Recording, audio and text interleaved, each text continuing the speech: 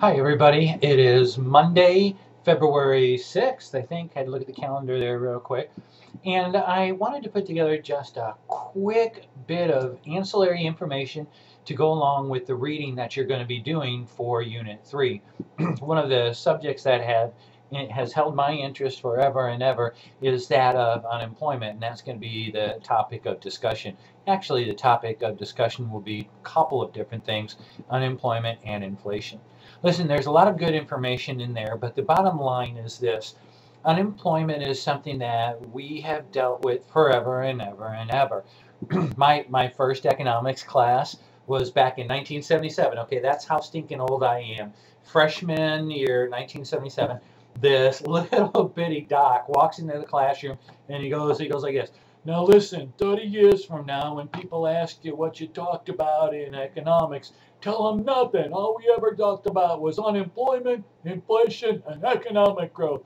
Cracks me up. Frank Nagy was this guy's name. He was an economic advisor to a president all that time ago.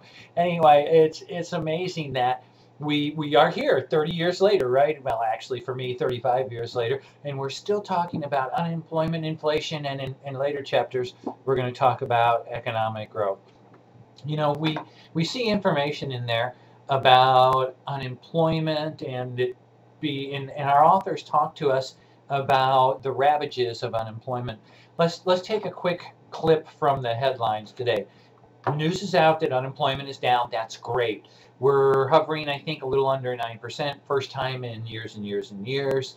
And we saw the number of people who filed claims last week for unemployment. People who went in and said, you know, I've had the rug pulled out from underneath me. I don't have a job anymore. And they went to see if they might get just a little bit of help from the Employment Services Office. The number of people who have been filing unemployment claims has been dropping. But it's still too many. And I want you to know that the number is prima facie, which is Latin for at first glance, at first blush, that at first glance, either way. That number is scary enough in itself. You know, we see 350,000 people filing unemployment claims week after week after week. And that's scary. I mean, oh my gosh, 350,000 people have had the rug pulled out from beneath them. Now, please remember that that's just the tip of the iceberg. You know, the number is really much larger than that in terms of the people that are immediately affected. What's the average household size? 4. So if 350,000 people lose their jobs, then that times 4, 1,000,004, all of a sudden feel the terrible effects of no longer having that job. So it's a terrible problem that, as I said in my little intro to this unit, civilizations have had to deal with forever and ever and ever. Some interesting information contained in the middle of the text. Our authors were talking about the effects of unemployment on different demographic groups. And so what I'm saying, the authors of our book were talking about how unemployment hits ethnic groups such as Caucasian or maybe Asian, how it hits the elderly and the young. I was at a conference a couple of years ago, and there was a doc there from the University of Hawaii. Cool guy.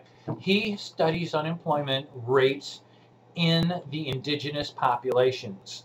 And so he asked all of us there, have you looked at the unemployment numbers now? Do you know what group of people suffers the highest rate of unemployment? Of course, everybody immediately started clicking through these different groups of people. And I think many of us were surprised, probably as he was when he did the research and got this information. The group of people that has the highest unemployment rate living in the United States, Native Americans.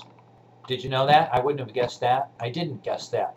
Native Americans have the highest unemployment rate.